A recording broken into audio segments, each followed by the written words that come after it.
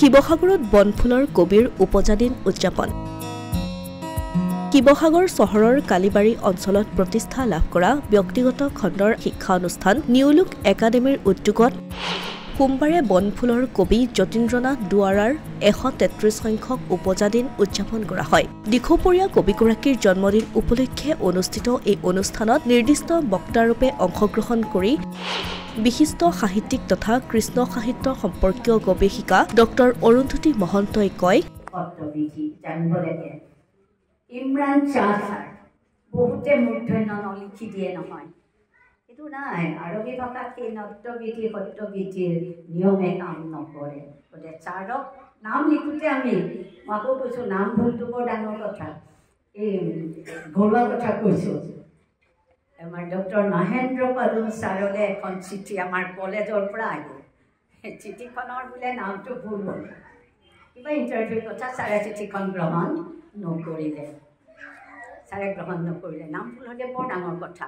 ইমৰান শ্বাহত সেইটো দন্ত্য নটো মূৰ্ধন্য ন নহয়। কিন্তু আমাৰ যদি আমি দন্ত্য মূৰ্ধন্যৰ পাৰ্থক্য নাৰাখোঁ, সম্ভৱ হ'ব জানো বাৰু?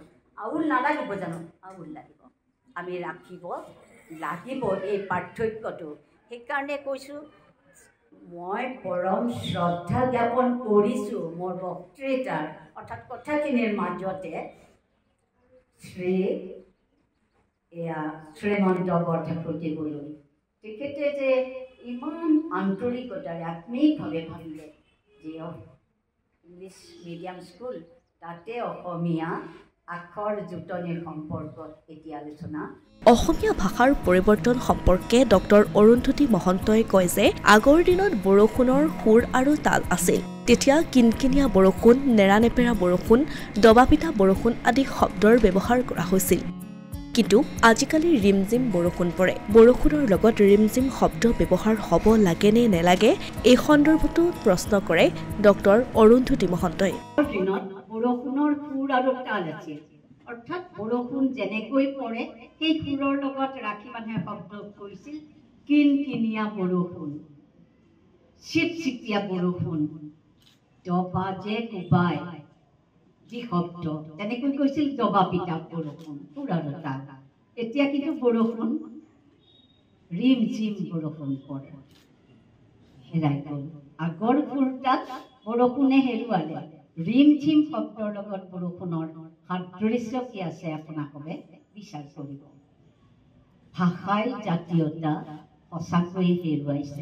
ভাষণ প্ৰসংগত তেওঁ ইংৰাজী আখৰেৰে অসমীয়া লিখা কাৰ্যই আমাৰ অসমীয়া ভাষাৰ বিস্তৰ ক্ষতিসাধন কৰা বুলি ব্যক্ত কৰে। অৰুন্ধতী মহন্তই এই জটিল সময়ত আমি ভাষাৰ জাগ্ৰত প্ৰহৰী ৰূপে নিজ দায়িত্ব পালন কৰিব লাগে বুলিও মন্তব্য কৰে।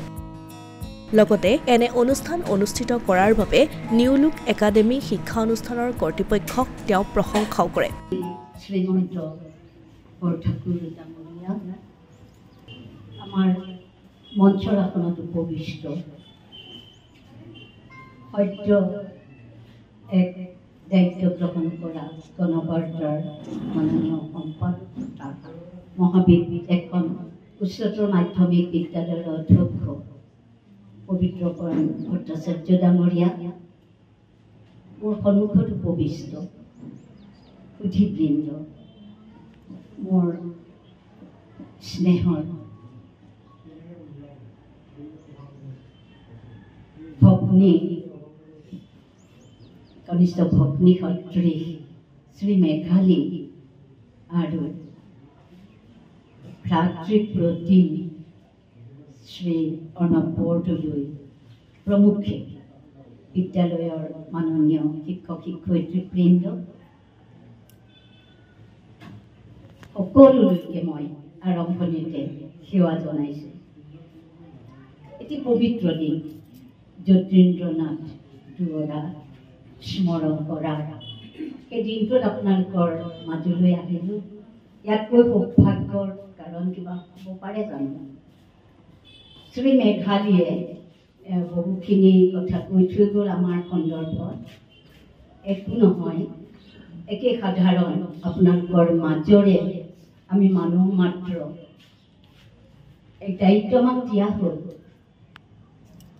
অসমীয়া আখৰ জোঁটনি আৰু সমস্যা এই বিষয়ত নিৰন্তৰভাৱে আত্মিকভাৱে জড়িত থাকোঁ সেয়া সঁচা।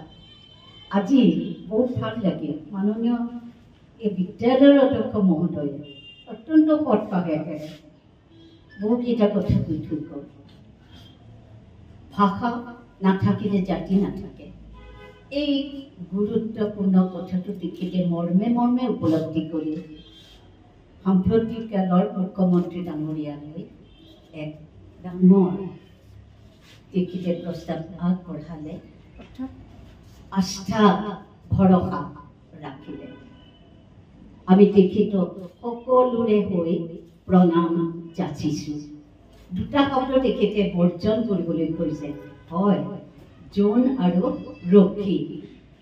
এতিয়া মই দেখিছোঁ মোৰ ল'ৰা ছোৱালীয়েও জোন শব্দ ব্যৱহাৰ কৰে, ৰক্ষী থকা বুলি কয়, সোমাই গৈছে, আঁতৰাবলৈ বৰ জটিল। উল্লেখ্য যে বিশিষ্ট লেখিকা মেঘালী হাজৰিকা কাকতিয়ে পৰিচালনা কৰা এই অনুষ্ঠানত বিদ্যালয়ৰ অধ্যক্ষ তথা প্ৰতিষ্ঠাপক শ্ৰীমন্ত বৰঠাকুৰ, সাংবাদিক খাইৰুদ্দিন আহমেদ, প্ৰাঞ্জল ৰাজগুৰু, অৰ্ণৱ বৰদলৈকে আদি কৰি কেইবাগৰাকীও গণ্যমান্য ব্যক্তি উপস্থিত থাকে। Asomiya Pratidin digital desk.